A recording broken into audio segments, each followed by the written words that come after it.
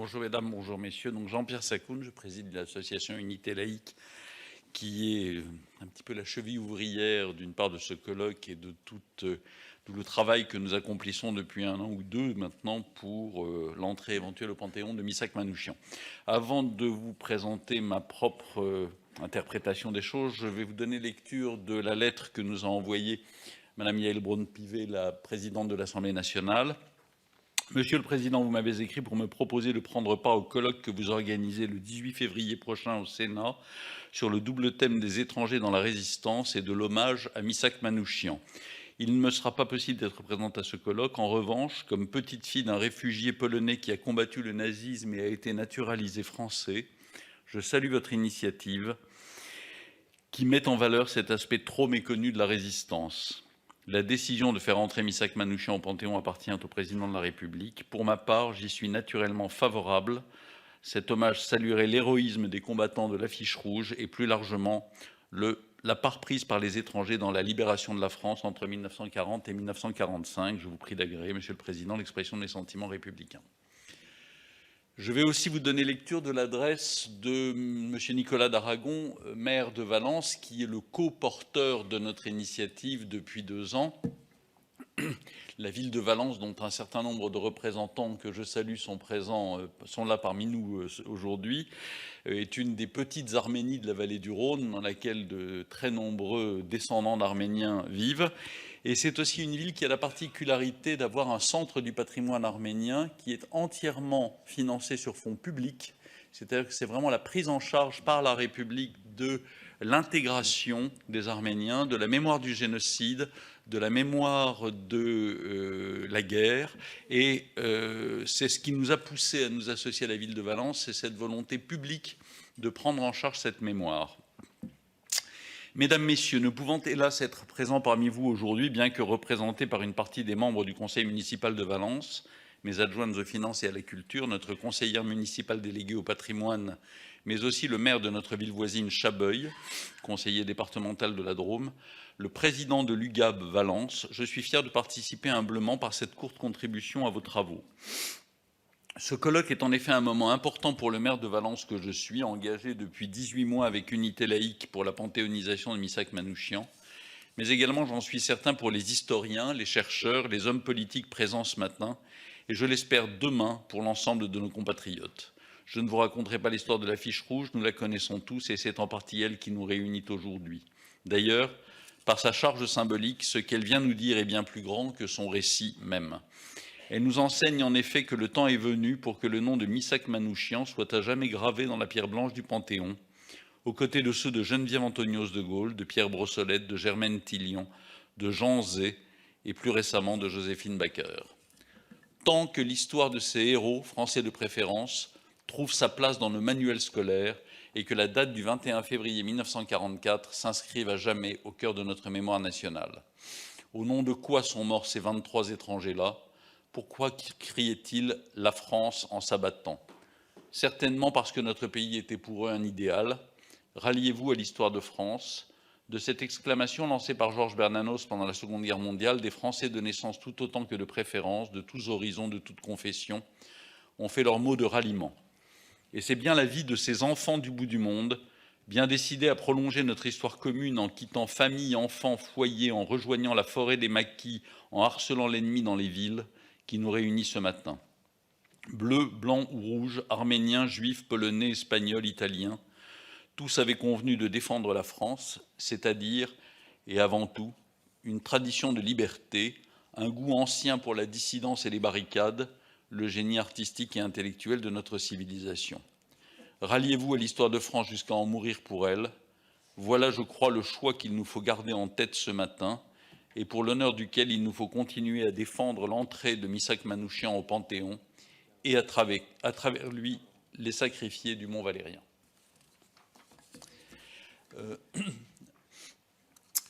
Monsieur le représentant du président du Sénat, cher Pierre, Madame la ministre, Madame l'ambassadrice, chers amis, j'ai intitulé ma prise de parole d'un titre qui vous rappellera beaucoup de choses, c'est « Louons maintenant les grands hommes ». Carmagnole, Valmy, Liberté, ces cris de révolte contre les tyrans retentissent à travers le monde depuis la Révolution française. Ils sont les symboles de la lutte contre toutes les oppressions. En 2014 encore, sur la place Maïdan à Kiev, les insurgés ukrainiens chantaient la Marseillaise. Victor Hugo, illustrant la portée universelle de cet élan que l'on retrouve au fronton de l'Arc de Triomphe dans la pierre de Rude, écrivait dans Chose vue, à propos de l'hymne national, ces mots qui font de la République française un horizon sans cesse renouvelé du droit des peuples et des êtres humains au bonheur. Voyez-vous ces horizons qui resplendissent? Voyez-vous l'immense porte entrebâillée de l'avenir? Le genre humain était couvert de chaînes, ce champ les dissout. Plus de pourpres en haut, plus de haillons en bas, fraternité, refoulement des despotes dans les ténèbres, l'antique fatalité est morte, délivrance. Missak Manouchian, apatride, arménien, fut un citoyen français sans en avoir le titre. Ceux que nous voulons honorer à travers lui avaient compris cette magnifique invention des Lumières et de la République, la construction d'un peuple par l'adhésion à ses idéaux et à ses principes émancipateurs, et non par le sang, la race, l'ethnie, la soumission à un souverain de droit divin ou à un Dieu tout-puissant. Carmagnole, Valmy, Liberté. Tels étaient les noms, parmi d'autres aussi évocateurs, que 3 des groupes des étrangers résistant aux nazis sur le sol occupé du pays avaient donné à leur détachement de combat. Comme l'écrit Annette Viviorca, la référence à la Révolution française est explicite, la généalogie dans laquelle souhaitent s'inscrire ces combattants relève de l'histoire révolutionnaire du pays qui les a accueillis. Lorsqu'on suit la trace de ces hommes et de ces femmes, on constate à l'évidence que leur présence en France à partir des années 20 ou 30 n'est pas un hasard. Le seul grand pays européen continental, l'Angleterre est une île, qui avait résisté à la marée fasciste et nazie, à la différence de l'Allemagne, de l'Italie, de l'Espagne, de la Pologne et de tant d'autres nations plus petites, c'était bien la République française, qui pouvait accueillir tous ces combattants qui, de Varsovie à Madrid, en passant par Berlin, Rome, Budapest, Prague, Bucarest, avaient commencé dès la fin de la Première Guerre mondiale à s'opposer à la bête immonde. Ils étaient communistes pour la plupart, staliniens pour beaucoup, à une époque où le socialisme réel faisait encore illusion.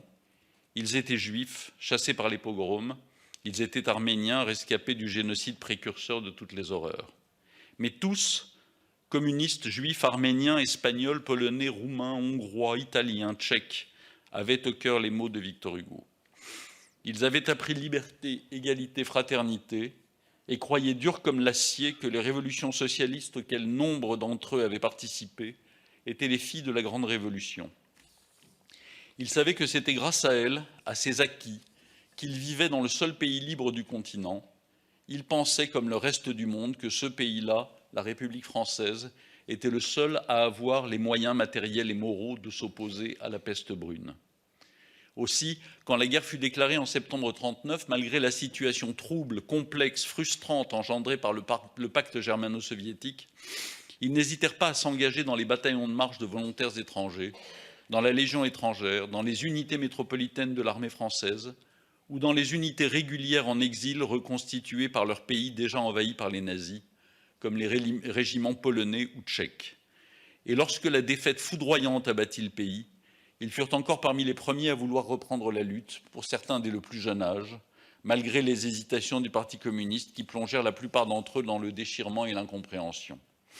C'est bien un communiste qui, le 17 juin 1940, fit circuler un manifeste appelant à ne pas cesser la lutte, le 17 juin 1940, qui se terminait par ces mots « Peuple des usines, des champs, des magasins et des bureaux, commerçants, artisans et intellectuels, soldats, marins, aviateurs, encore sous les armes, unissez-vous dans l'action ». Il s'appelait Charles Tillon.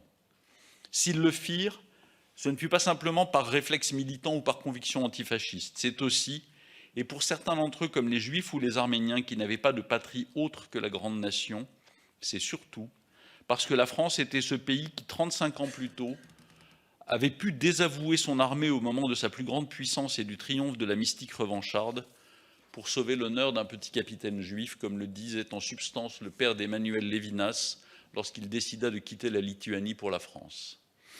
En mars 1944, le mouvement national contre le racisme, créé par la section juive de la Meuille, ne proclamait-il pas dans un tract que tous ces étrangers, reconnaissant à la France de les avoir recueillis alors qu'elle était libre, manifestaient jusqu'au sacrifice leur attachement à leur patrie d'adoption. C'est pour ce pays plus grand que lui-même, pour cet idéal de la République émancipatrice, protectrice de la liberté de conscience, que ces femmes et ces hommes ont pris les armes, au risque ô combien réel de leur vie et de celle de leurs proches. Ils savaient que le vieillard qui prenait les eaux à Vichy n'aurait jamais pris le pouvoir sans l'étrange défaite. Ils savaient qu'ils défendaient la République universelle en défendant la République française. Ces résistants étrangers, présents dans de nombreux réseaux, se regroupèrent aussi en grand nombre au sein des francs-tireurs et partisans main-d'œuvre immigrés, les FTP-MOI. Tous ces héros élevés dans le culte de la liberté, de l'égalité, de la fraternité, avaient, bien qu'à prononcer leur nom soit difficile, tout compris de ce qu'est la France, un pays dont on est citoyen par l'adhésion à des principes généreux et novateurs nés des Lumières.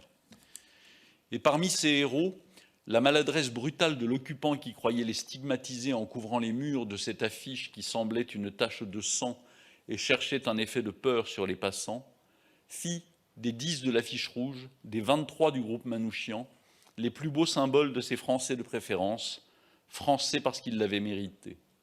Leur chef, Missak Manouchian, l'un des plus reconnaissables dans ce long cortège d'ombre, est le symbole des symboles, la quintessence de l'héroïsme et de l'adhésion profonde aux principes et aux idéaux de la Révolution. Il en a même épousé la langue et la littérature, lui, le poète autodidacte, qui, le jour de sa mort, au moment du plus grand trouble, de la plus grande vérité, de la plus grande intimité, écrivait à son épouse arménienne dans la langue des vainqueurs de Valmy. Et il mêla à tout l'amour, à toute l'espérance qu'à quelques heures de son exécution, il essayait de transmettre à Mélinée ces mots. Je suis sûr que le peuple français et tous les combattants de la liberté sauront honorer notre mémoire dignement. Lui qui, poète visionnaire, écrivait, en français encore, dès 1934, que les flambeaux de la conscience éclairent nos esprits. Il ne fut pas le seul, puisque parmi les 15 qui écrivirent une lettre ce jour-là, la plupart affirmèrent leur reconnaissance pour la France. Alphonse, l'un d'entre eux, achevait sa dernière missive par cette phrase « Je meurs pour la France ». Comme le disait l'ami Denis Péchanski et ses co-auteurs dans leur livre clé « Le sang des étrangers », ces étrangers se battaient jusque-là en France et pour la France. Ils le firent dès lors avec la France, ils étaient la France. Ces mots nous obligent. Ils exigent que nous remplissions enfin notre part du contrat moral auquel ils nous engagent. Oui, en faisant entrer Missak Manouchian au Panthéon, ce sont les 10 de l'affiche rouge, les 23 du groupe Manouchian, les centaines des détachements parisiens de la MOI, les milliers de résistants étrangers morts pour notre patrie et ses idéaux que nous honorerons. Et il n'est pas indifférent que Missak soit aussi le porteur de la mémoire du premier génocide du XXe siècle. En le faisant, c'est nous-mêmes que nous honorerons en payant notre dette à tous ceux qui criaient la France en s'abattant, et pas n'importe quelle France, la France de la Carmagnole, de Valmy et de la liberté. Qui, mieux que Missak Manouchian, symbole de tout ce que la France a accueilli, déshérité, souffrant, et qui le lui ont si bien rendu en devenant ses fils, pourrait illustrer cette adresse « Aux grands hommes, la patrie reconnaissante ». Merci.